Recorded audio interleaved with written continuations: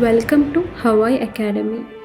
In this video, we are going to explain how to upgrade the firmware using Nova LCT. First, open the Nova LCT software and connect to Control System 1. Next, go to the user menu and enter the password. Type admin into the blank field and an invisible window will open. Click on the refresh button.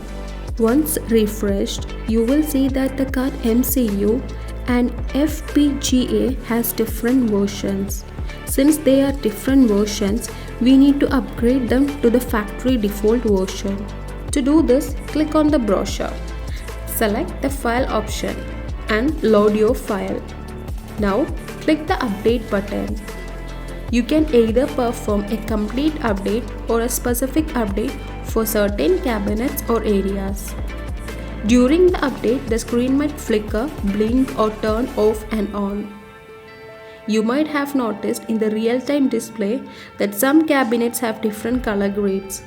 But after this update, all cabinets will have a uniform color grade and brightness.